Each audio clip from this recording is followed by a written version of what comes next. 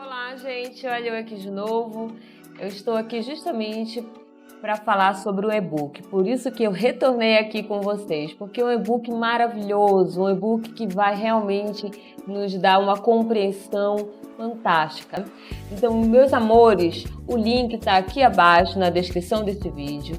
Vale muito a pena. Muitas pessoas que compraram esse e-book adoraram e começaram realmente a ler com uma forma ali diferenciada. É uma meditação, uma reflexão que melhora muito a nossa alma, o nosso espírito e vai realmente lhe dar um outro olhar sobre a oração do Pai Nosso.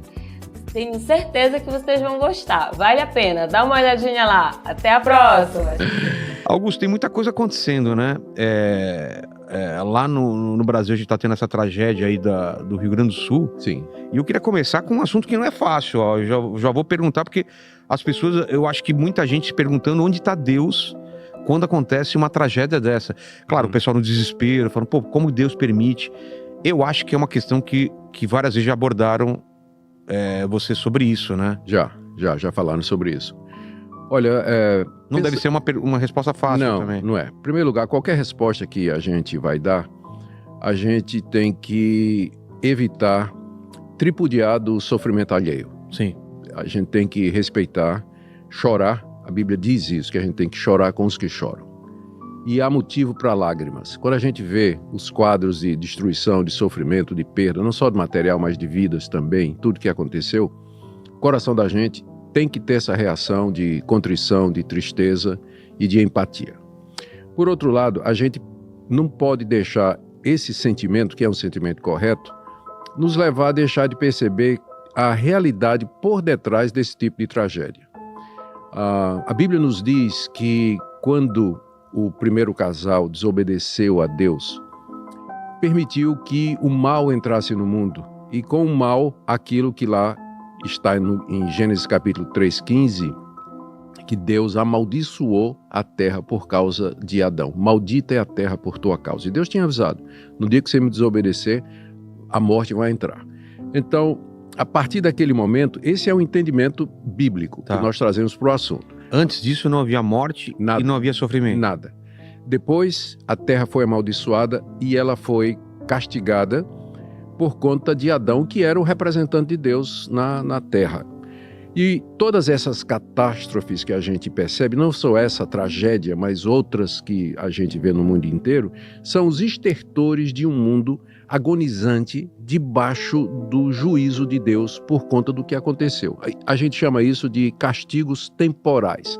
A gente pode pensar, mas Deus não tem misericórdia? Deus tem misericórdia, mas Deus, sendo justo, sendo reto, ele não pode deixar de cumprir o que ele disse. No dia que você pecar, você vai morrer e a maldição vai entrar na terra. Isso foi dito a Adão. E o que a gente vê é exatamente isso aí.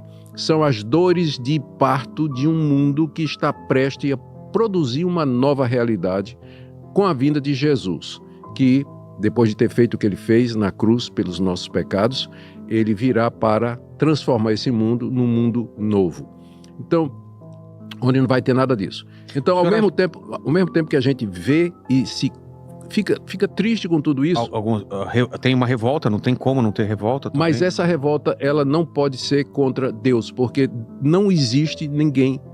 Porque o pessoal diz assim, por que Deus permite tanta gente inocente sofrendo? A verdade é que não tem inocente diante de Deus. Não tem inocente. A raça humana toda é pecadora diante de Deus. Então, se Deus decidisse hoje exterminar numa catástrofe mundial a raça humana toda, ele estaria sendo justo. Ele não estaria sendo injusto, mas ele estaria sendo justo.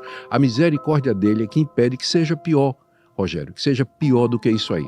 Então, são esses sentimentos que a gente precisa ter. E tem mais uma coisa que eu vou dizer depois de você falar, porque eu sei que você ia... A minha dúvida era isso, quando teve essa queda de Adão e Eva, se já estava programado a nossa remissão com o Cordeiro, que seria Jesus na cruz. Desde da queda já existia um plano de redenção ou não? Sim. Deus na eternidade planejou tudo o que acontece. Isso nós não temos como fugir. Eu sei que as pessoas não gostam de pensar nisso, porque a ideia de um Deus soberano supremo de quem todas as coisas dependem, levanta questões como a origem do mal, por que é que as pessoas sofrem e tudo mais. Só que esse Deus, ele é sábio, ele é justo, ele é bom, ele é generoso, ele é bondoso. Às vezes a gente não entende os caminhos dele, mas ele não pode ser acusado de injustiça. Lá na eternidade, ele planejou tudo o que existe, para que no final da história, a história está caminhando para um final, no final da história ele seja glorificado, o mal seja vencido definitivamente, o bem triunfe de uma vez por todas, de forma que o mal não possa retornar e Deus tenha realizado o seu plano e o seu propósito. Isso aí a gente não tem a menor dúvida. Tragédias, não somente nacionais, mas individuais, elas acontecem como resultado desses castigos temporais que nos acometem, em contraste com, ainda tem mais, né? Os castigos eternos que vêm depois da morte. Entendi. Depois da morte. Então, isso são penas temporais. Agora, eu preciso, se a gente tem um tempinho ainda para ficar nesse tópico, Sim. eu queria dizer uma coisa muito importante. Uma vez chegaram para Jesus e disseram, mestre, tinha uma torre aqui e ela caiu, a chamada Torre de Siloé. Sim. Ela caiu e matou um monte de galileus. O que é que o senhor disse sobre isso? E Jesus disse, vocês estão pensando que essa tragédia que matou não sei quantas pessoas, quer dizer que essas pessoas que foram atingidas pela tragédia são piores do que as outras? De forma nenhuma. Se vocês todos não se arrependerem, vocês serão condenados do mesmo jeito.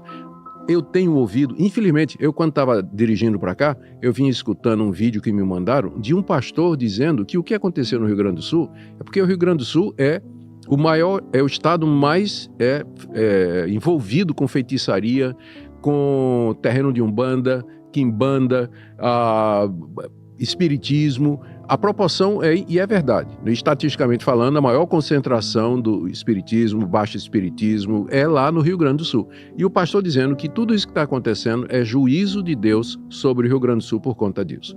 Então eu acho isso eu acho cruel. Porque não é verdade, porque somos todos diante de Deus pecadores, Rogério. Todos nós, cada um de nós. Então não podemos dizer, por um lado, que há inocentes, mas também nós não podemos dizer que essas tragédias É a mesma são porque... coisa de a Alemanha ser amaldiçoada para o resto dos tempos por causa do que aconteceu na Segunda Guerra, né? Não é assim que funciona, né? Não.